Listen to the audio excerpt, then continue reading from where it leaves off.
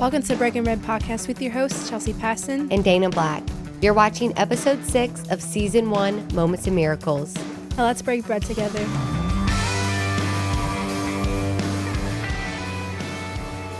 Let's welcome our very first guest on our podcast, my amazingly handsome husband, Gerardo. This is only Thanks, like Gerardo.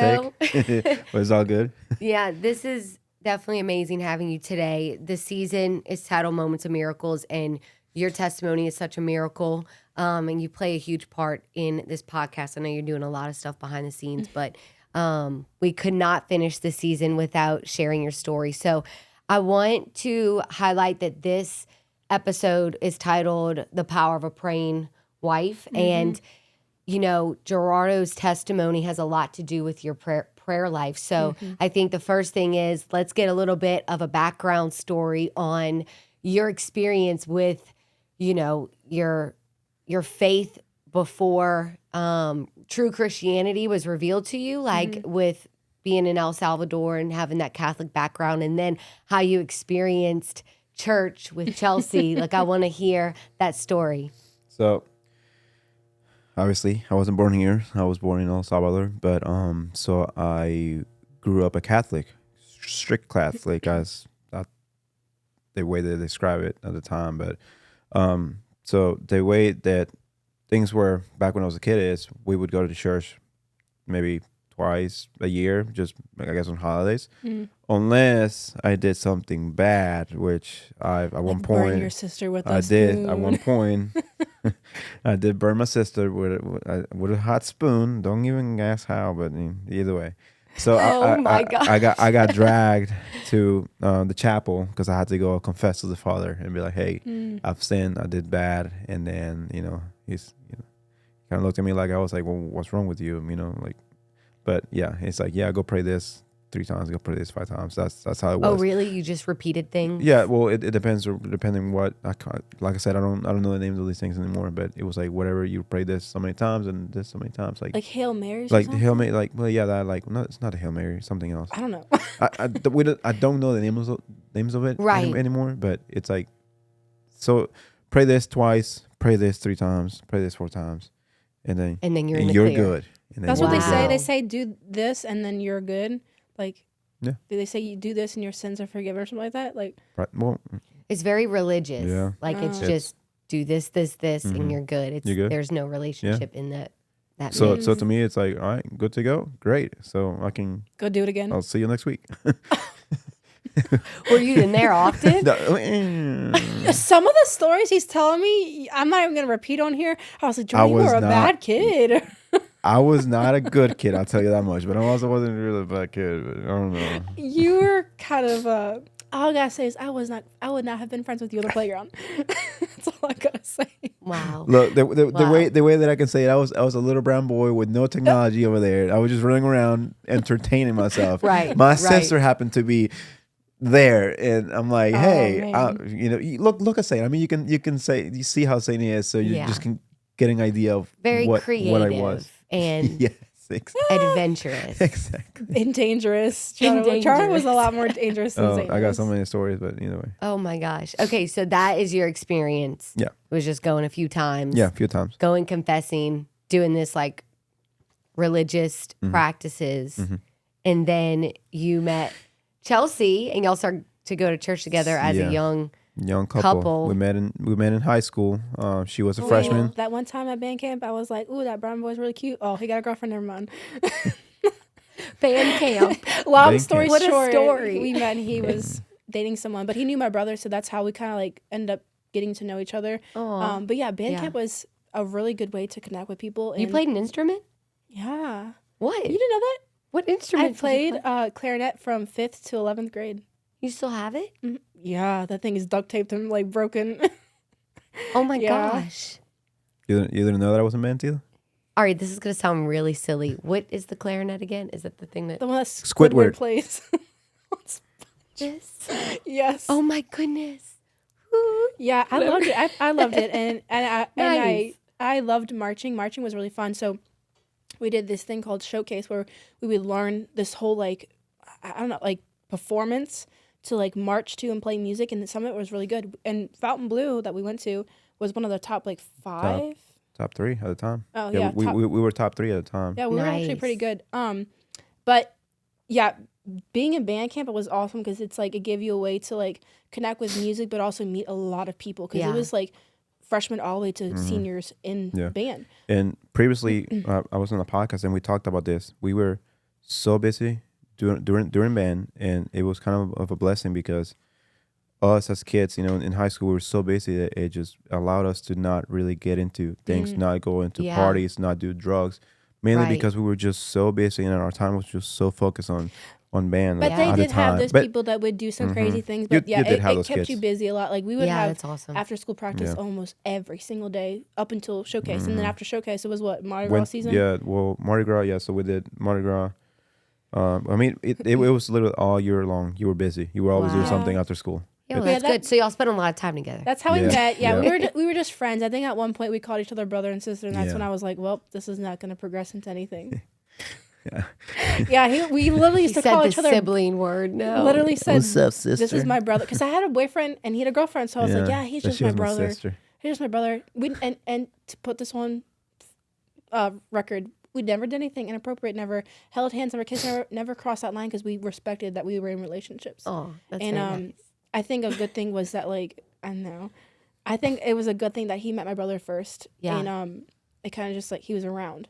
So Steph and I have a really similar story too. Well, like really, he was friends with my brothers. Oh, really? So he was always at the house. Yeah. He met my brothers through me. Like we were together first, but even when we like weren't together, he would still hang around. Always, he was around. Yeah. Oh, so wow.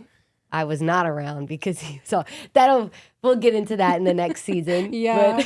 But yeah, so we met at band camp. We've been high school sweethearts, and I wouldn't change a thing. But I guess. And you drug him to church.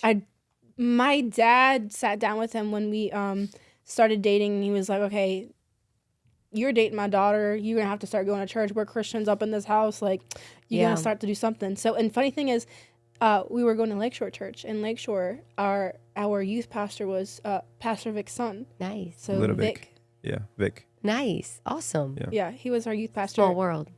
Small world. No, that was I know. Nathan's sale pitch for us to go to Lacombe. No way. Yeah. Well, he met Nathan through the through film Devin. Yeah, walk, through the film camera walk. Devin thing. and Robbie at the time. I met Robbie before I met Nathan, and that's at that event. That's when he asked me. We talked about what we talked about. We were talking about which churches we go to, and then I was like, yeah, I'm going to the missions because I'm trying to be here with my buddy Devin, and well, Nathan asked him about his shirt because he's wearing that day. I was like, hey Jordan, why don't you just wear this shirt? Yeah, that it was day, like really cool black like neon light sign that had a cross, but big old said Jesus in the saves. back. And I remember that morning I looked at her. I was like, why? I'm going to a film, like a photography thing. I'm like, I got all this photography stuff that I can be wearing. And she's like, no, just wear my Jesus shirt. I'm sure. I'm sure. Yeah, you never know. Somebody needs to see this. And I was like, whatever, bro. And then I wore that shirt. And then go figure, that's the shirt that connected me and Nathan. That's the reason why Nathan asked me. It's like, I can't remember that. He was like, hey man, cool shirt. He's like, where do you go to church? And I'm like, no way. Yeah. That is so amazing. Yeah. Yeah, that opened the door for Nathan to ask him that question. And then he was like, hey, you should come to Lacombe, come check us out. Yeah. And at the time I was like, Lacombe, little church in Lacombe, and I'm going to the missions. But he was like, it'd be a lot closer to you. And then so briefly before that, we talked about that I went to Lakeshore. We went to Lakeshore when we were dating, but after getting married, I think we kind of stopped. We stopped going to Lakeshore for a little while, and then at some point I started praying. I was like, Lord, I really need you to send some godly people into Jardo's life because the people he's hanging around with were like just not the best influence. I was a tech at the time, so I was working at a shop.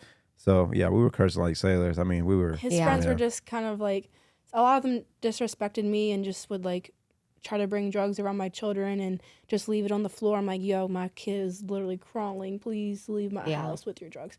And it was just a mess. But I was praying in the background and I was like, Lord, please send like a godly Christian man into Jardo's life that's going to be into the same things as he is into, being able to connect with him on a level because he hasn't really had a dad in his life. But then on top of that, even when his dad was in his life, he wasn't really good at being a father. Right. So here comes along Devin Masters into photography, into cars, into all these things Coffee. that Gerardo's. Yeah, well, we were into coffee. We were into coffee at the time. So look, surprisingly, there's a I funny know story that about sounds that. really weird. We were not into coffee. No, we're at the not time. into coffee. We are into So coffee. this is a new. Yeah, so we are into coffee because of Devin. Devin got us into coffee. So we got into coffee when Luma first opened up, and then we were there when they were doing some right before even they opened. Right before Luma. they opened, yeah. And then I remember Devin so excited, was like, "Bro, you gotta try this," and he gave me, I can't remember, he gave me like an espresso shot or like some drip, and I mean, I was like, "Hey, you gotta put sugar in my coffee," type of person. And I took a sip. He's like, "What'd you think? You feel like we need to change something?" I'm like, "Bro, you gotta put sugar in this thing." George was like, "I don't like this green water." Yeah, and then he kind of looked at me. He's like, "I'm like, get out of here." I felt it. He was like so disrespected. I'm like, "Bro, you gotta put sugar in this thing." No, dude, but like the fact that even That is really funny. the fact that Devin came in after I prayed for so long for someone to be guiding Gerardo in a good, not to be like it's not like he came. So Devin has been kinda in the circle because I was into cars at the time and he was into cars at the time. So he was in the circle. We talked. I mean, we sold a couple. I mean, I sold him a couple things. I mean, this dude showed up to the dealership one time in his van, and then everybody looked so concerned because like, "Bro, you're about to meet this guy up in the hill to sell him some stuff." He's like, "Yeah." And then it looked like he was about to like just kidnap me at the time.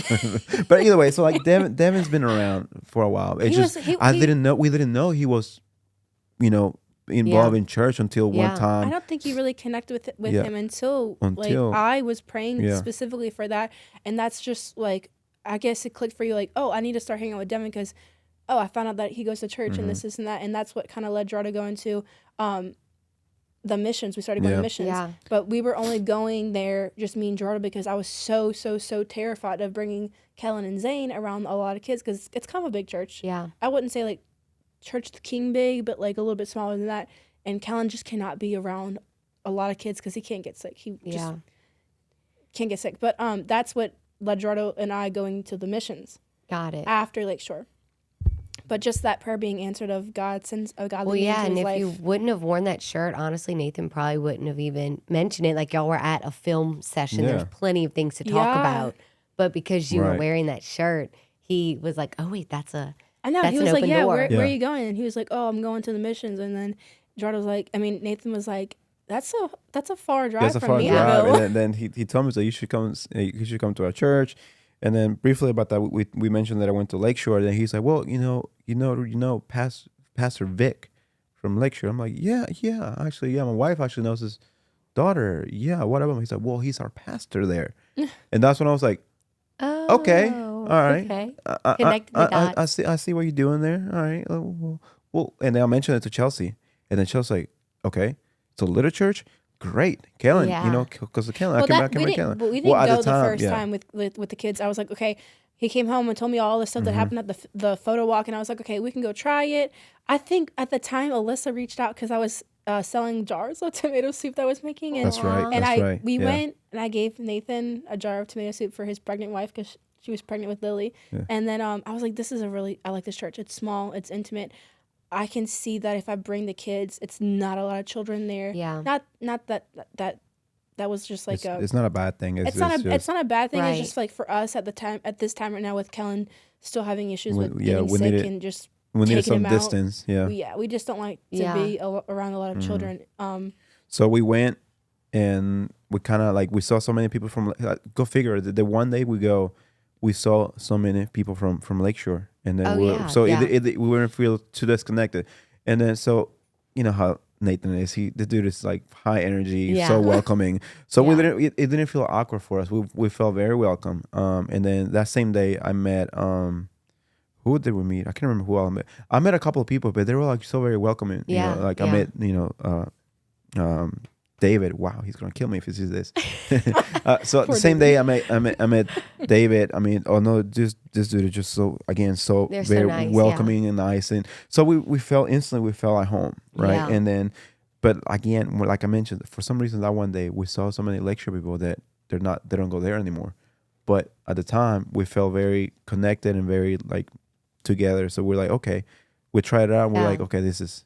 So I would love to hear how you first viewed a Christian church, because knowing man. how the previous experience you've had, just going into like a chapel and just confessing and then leaving and then going into a spirit-filled church, that had to be different for you. Yeah. So the first time that I went was with Chelsey, because that was part of the deal.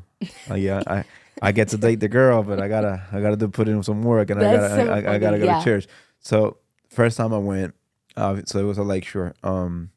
It was right before worship, and so once they started worshiping, I mean, it felt like, I'm like, bro, this is like a mini concert, dude. There's like people like instruments and like, what is going on? Yeah. And then there's a guy next to me that he was like into it. Like, I mean, the Holy Spirit was working with him, and he's getting hands up. And You're probably what are you reaching for? Did y'all not like sing or anything? Like what Catholics don't like? Yeah, well, but it wasn't like hymns or something? It was just like you let him kind of lead. I have to show you a video. Like a hymn? Like y'all all just like Yeah, but he only went a few times too. And also, The only other reason I'm only been there maybe like was 6 to times. confess. Yeah, exactly. That he burned his sister with the Right. spoon. Which I don't think 90% of he's, the like, worshiping when time, I he's- was there to confess. Yes. Did you have to go into a box? Yes. Wait, I've seen those. Yes. Yes, you're Yeah. sitting to the so confession look, box. so it was this is crazy. I've only seen it in movies. Yeah, exactly. It's just like it. So well, over there it was at least. So like you didn't know who was in there. Like you didn't get to see the father at all. Oh. You know he was there because like so I remember I went in there and I'm like, are you there? and then he's like, yes, son. Yes, son? Yeah, confess what you have done because There is only one father. well, I'm not. I don't remember if he says son or whatever, but either way.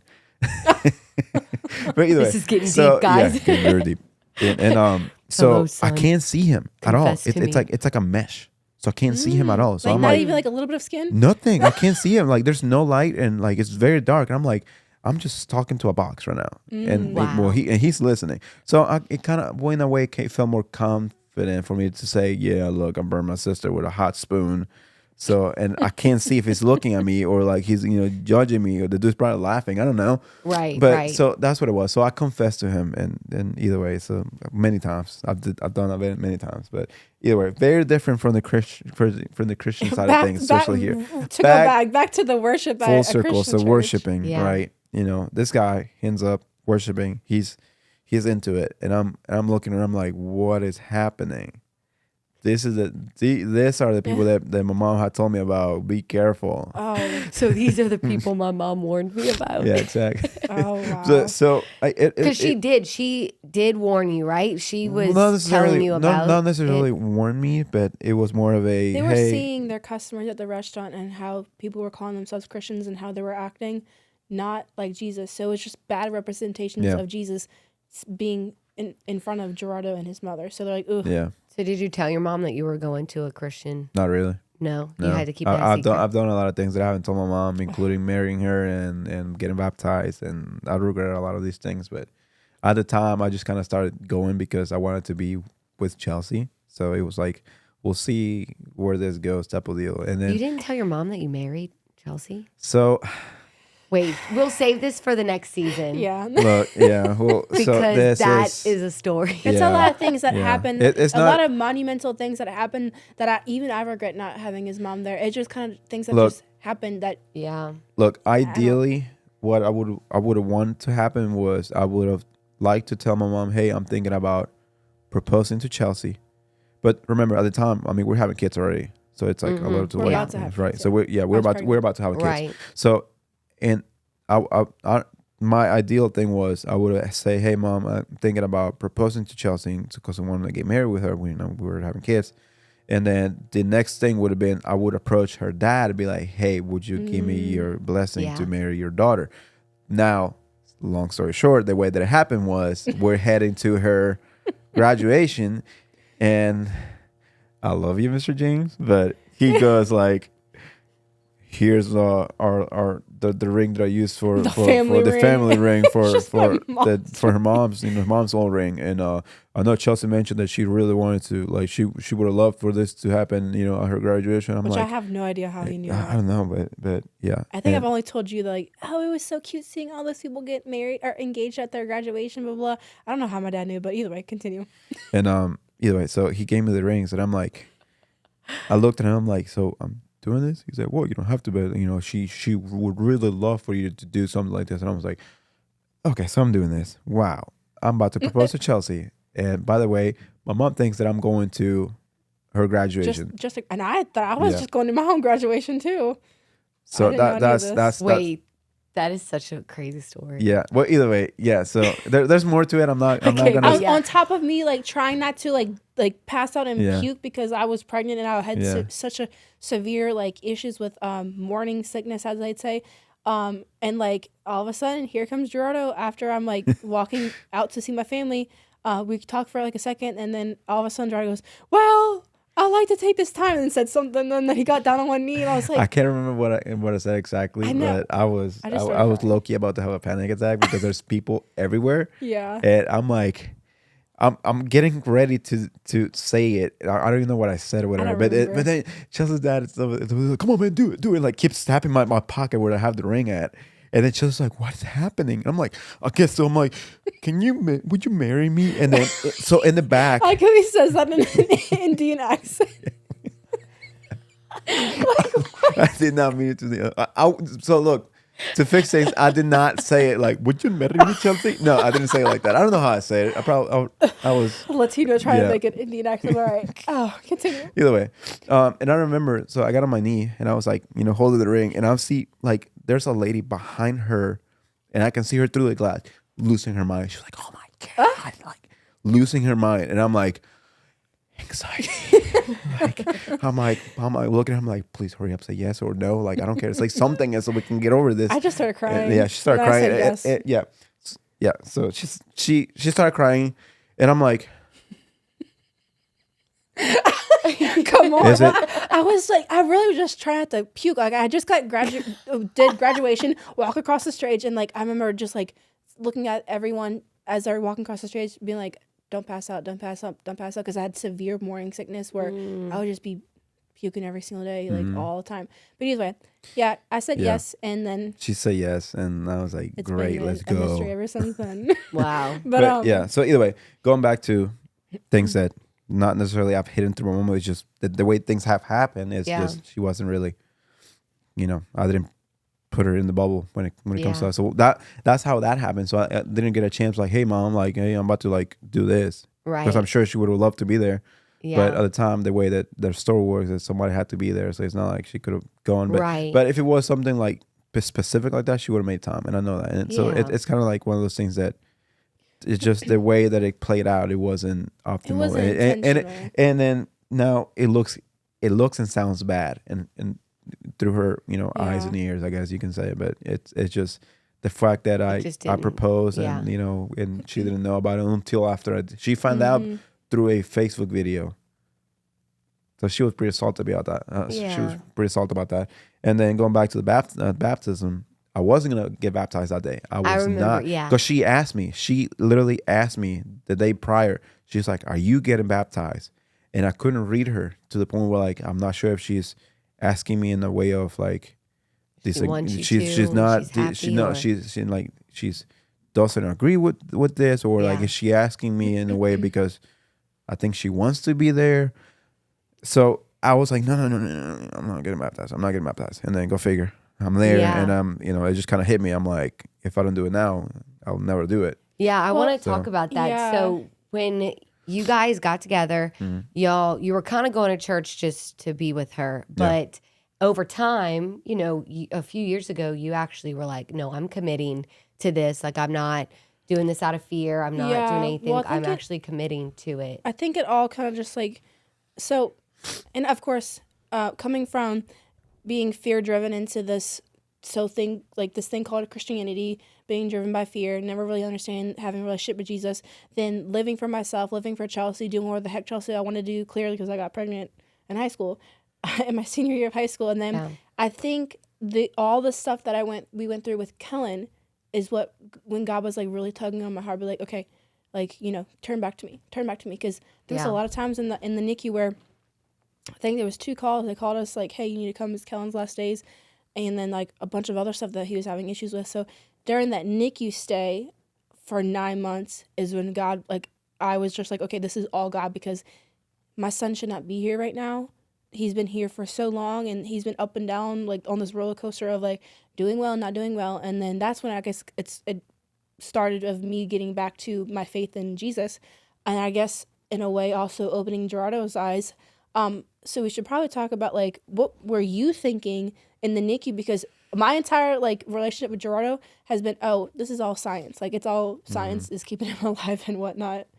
So, NICU, that was something else. So I remember, so she goes into, about to have the kids, right? And have the kids. We already knew that it was going to be a challenge because of the way that things were playing out for Kellen, and his amniotic sac being, abrupted or whatever happened, started leaking. His amniotic sac broke at 25 weeks. And so through the whole thing, it was kind of numb through the very beginning, like numb. I think for both of us, it was just like, we'll see how this plays out, type of deal. Yeah. But then during the actual first couple of months of us struggling and not knowing what's going to happen to Kelly, and then getting all these calls and seeing her get back into her roots of, like, we need to, like, this is the only thing that's going to save Kelly right now. It's praying and just believing in the Lord that it's, that he's going to heal, that he's going to be healed. At the time, I kind of looked at her. I'm like, whatever. I mean, it's right. It's like he was kind of just there, like, holding my hand through it all, and, like, seeing my family pray, my friends pray, and, like, my family really, really, really praying. So I wasn't against it, but I was also just there. I was you there. didn't really understand it because you haven't experienced that. And whenever you, like, a few years ago, when you're like, I'm committing, I'm doing this. I remember Gerardo saying, like, Chelsey's extreme, like, dude, he literally she was really extreme. There's been so many times where I've had, like, I guess you would say, like, stabs from my husband of saying, like, you're too much. I'm like, because after that switch clicked, and I was like, what am I doing with my life? Yeah. Why? But that's after the NICU, though, when you really started getting into it. That's like more recent in times. The NICU. Yeah, it started in the NICU, rekindling my, I guess you would say, restarting my love for Jesus, because it came from fear, and then now I'm like, okay, now I love you, and I'm an adult, and I know more things of what it means to follow Jesus rather than just being fear driven. But, like, there's been multiple times where he was just like, you're too much. This is crazy. Like, me and my friends don't do this, and I was like, I'm sorry. I don't care. I'm doing. He's. I think in his words, he said, "You're what, doing a 360 or something like that." So it got to a point where, like, things kind of kicked in high gear for her. Yeah. Like, and I couldn't catch up. No, I wasn't. No, I like that. I like that terminology. It wasn't like I wanted to catch up. It was just like, I'm like, whoa, bro, like, dude, what is going on? I think you just saw a switch flip very fast, and you're like, whoa, fast. bro, what? Because I'm like, we can't listen to this music, we can't do this, and this, and, like, Jordan was still kind of, like, worldly, I guess you would say. So look, remember, I'm at the time I'm still working at a dealership. I'm around worldly guys, so everything that we do is normal to us, right? So for her to just go against everything that I'm doing, everything that I'm listening, who I'm hanging out with, things that I'm saying, be like a big no out of nowhere. It's like, dude, chill. Like, what is going on? Like, bro. And so it started having a big issue on it. And then it just started getting worse and worse. Not necessarily worse, but, like, well, coming from on my end, on your end, I was getting worse. Yes, I'm like, yeah. I don't know. And I'm like, what is happening? And what it eventually happened is that she said, you know what, you need to start hanging out with better people. You need to start finding a good friends. Praying for friends, and that's you when were praying hard for his salvation, and that he would have godly men in his life.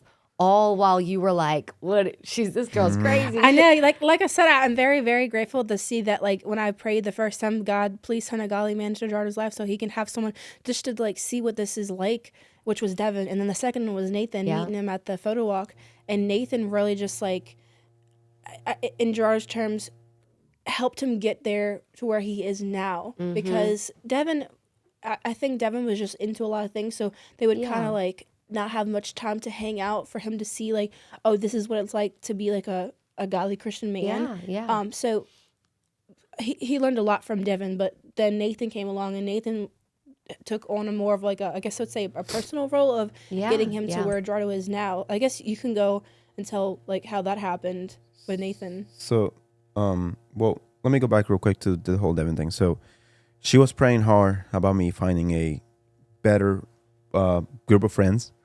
And you didn't know this at the time. I was saying he Didn't needs know. to have better friends, but he didn't know. She I was was praying. saying it. Yeah. She was saying she was like, you need to find better friends. But at the time, I've been friends with Devin for a couple years before this happened. And Devin, I knew Devin through like car stuff and just normal things, right? Nothing with church.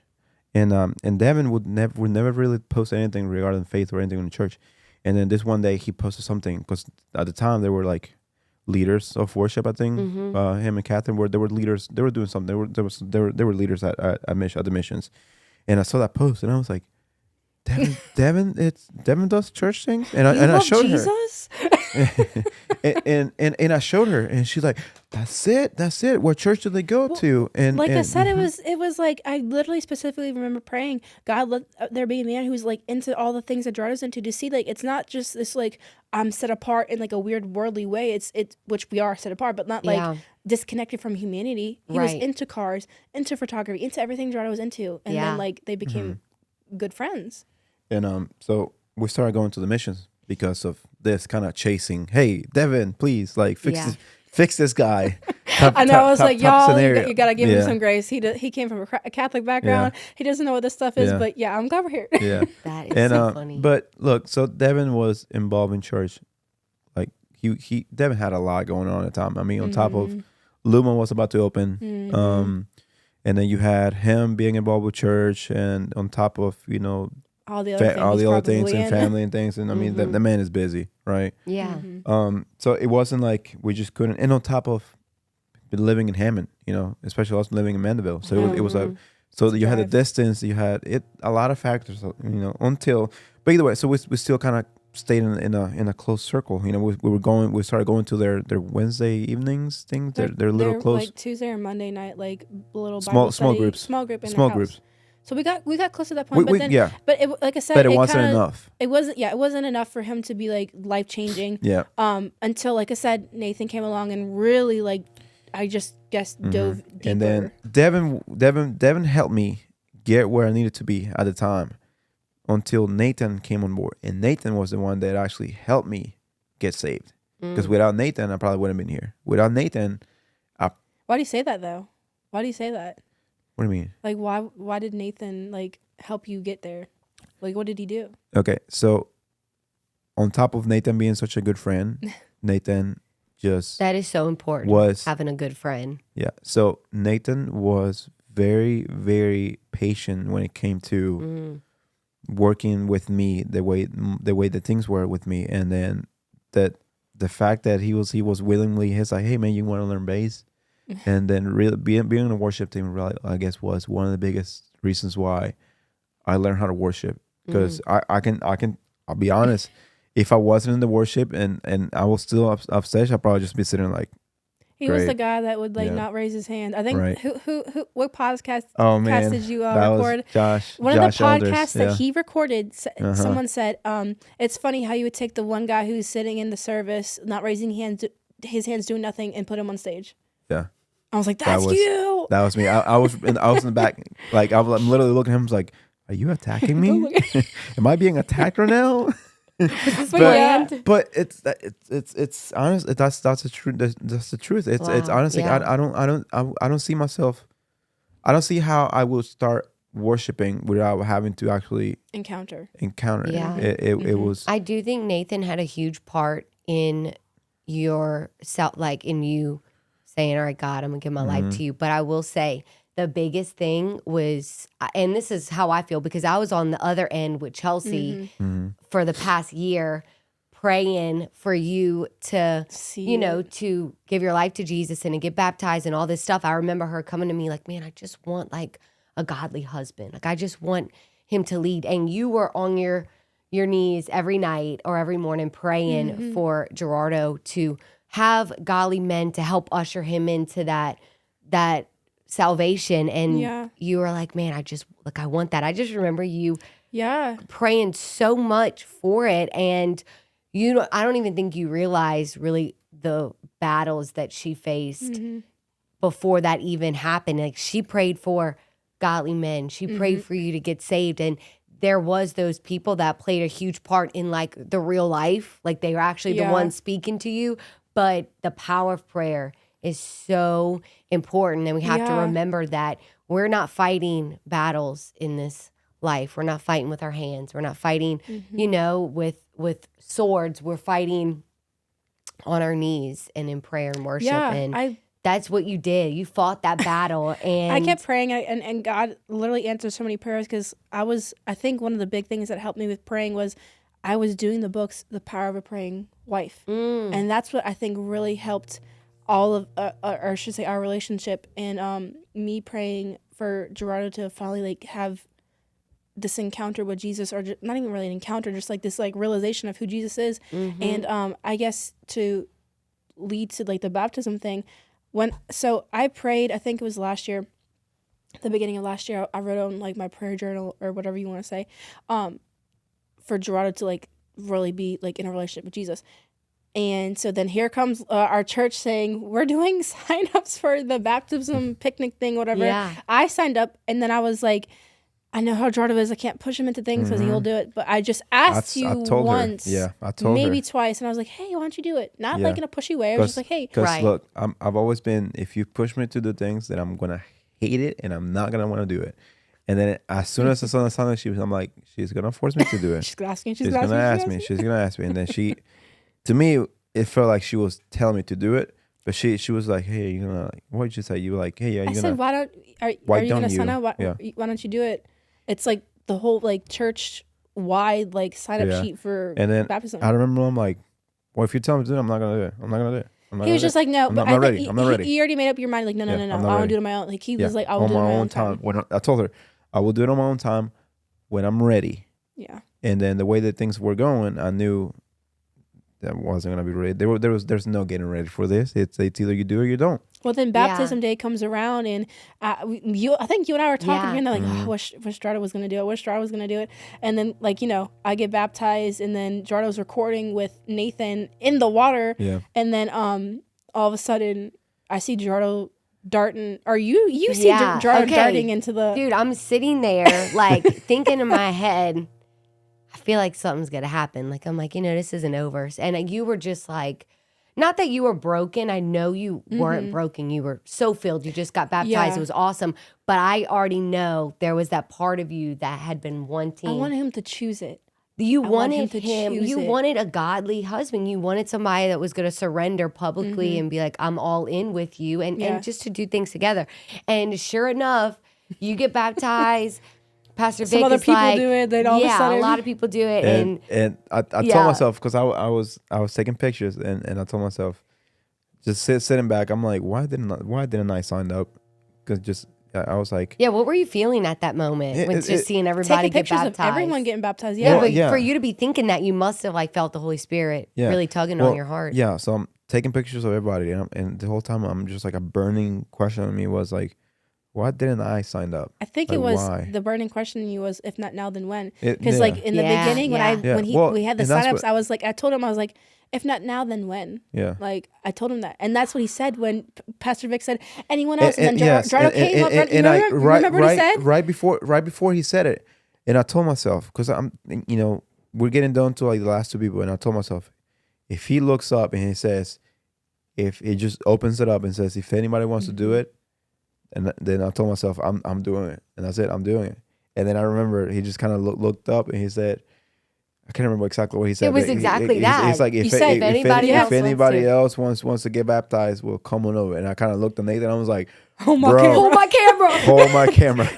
I saw him move so quick. I mean, literally took it off. Hold my camera, and then you started like running in the water. Look, I saw it in slow motion. Dude, you're like, Chelsey, look at it, because I was making sure Zane wasn't like in the recording. And I'm like, Chelsey.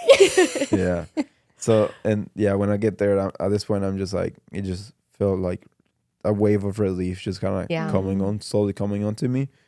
And then it just kind of like, the rest just kind of happened so fast. It Yeah. just like going in the water. And it just like in the back of my head, I'm like, what happens if I just go in the water and like the water just goes black? I'm like, But you thought not that bad. No, it just, a lot of things were going with me. I'm like, what can happen that's going to be like weird right now? I mean, sometimes it can like, people can come up and like, start speaking in tongues or like some other My crazy friend things. got baptized, and she said when she went underwater, everything like turned red. Like, and I'm like, man, that's the blood of Jesus, like cleansing you, And she came up and she was like, whoa, like I literally saw red underneath the water. It was cool. Pretty cool story. But anyways, that was such an amazing thing to see, to be with you on the back end of it. And then to see it really happen in real life, you surrendering your life to Jesus, and then y'all being able to walk that together. It's so powerful. Like your prayer life really, it changes things. You really have to. When you finally realize like prayer actually works, you're like, okay, like I said, it doesn't make any sense how God answered 3 prayers so far, or I should say so far since talking about this podcast stuff. Yeah. Gerardo having a friend to guide him, which was Devin, and then Nathan, and then for him to get baptized, like God really answers prayers and really does listen to every detail and every care in your heart. Because at some point, I would like to believe that I would see it happen, but you never really like. When you're praying for so long, it's kind of like, Lord, when's it gonna happen? When's it gonna happen? Because we've been together since high school. Not that I was praying this in high school, but like seeing him now compared to when we were in high school is like, oh, it's so different. And like, I know. Isn't it everything you've ever love wanted? it. I know. And we both got some stuff we got to work on, but like it's just like seeing the little things here and there. Like I can tell he's not as tense and like chaotic as he used to be. Like he has more patience. He's more loving and the fruits it's all of the Jesus. Spirit. He literally, and you just get better and better, and you grow. Like every single day, you grow, and you're never the same. And if you are the same, then get back in your word, get back on your knees, because we're never supposed to reach that place of perfection until we're with Him. You know what? So the baptism is really what kind of kicked things for me in high gear. A lot of things started changing in my life. Whether doors started opening for me, and a lot of doors started closing too. But I also encountered something that I never thought I would encounter, and I didn't believe at the time, and that was that spiritual warfare that I've never felt that in my life until, and it happened literally like a week after I got baptized. I would say spiritual attack after spiritual him attacks, getting spiritual attacks, baptized, yeah. Well, when you're not living for Jesus, the enemy's like, all right, he's good on his own. I don't have to worry about him. And as soon as you're like, okay, I'm committing my life to Jesus, now you're a threat. Right. Now you're like, oh, the enemy definitely doesn't want to see that. So of course. There's a quote that comes to my mind that's like, thieves don't break into empty homes. Before, when you're living for the world, the devil had nothing to be scared of. Like, all right, you're not dedicated to Jesus. And then you being the man, the head of the house, giving your life to the Lord, he's like, wait a minute. And then that's when the attacks start happening with him. Yeah, but you have that hope and faith, and you have the Holy Spirit to help guide you through this. And that's the cool thing. It's like you're not alone when you feel like you're getting spiritually attacked. That's a good thing. That means you're a threat to the enemy. You know what I'm saying? Like it's a little scary with his story, but yeah. Yes, but I don't know. It should kind of give you some confidence. Like yeah. There's something inside of you. If you have that hope and that realization, like, okay, he can't touch me. Like you have the Holy Spirit inside of you, and you can't be touched by anything in the world. So knowing that and understanding that when you do face things like spiritual attacks or any kind of things that are coming against you, it's like, oh, you must be doing something right. The enemy doesn't like you, Right. It's just a different way of thinking about it. Yeah. So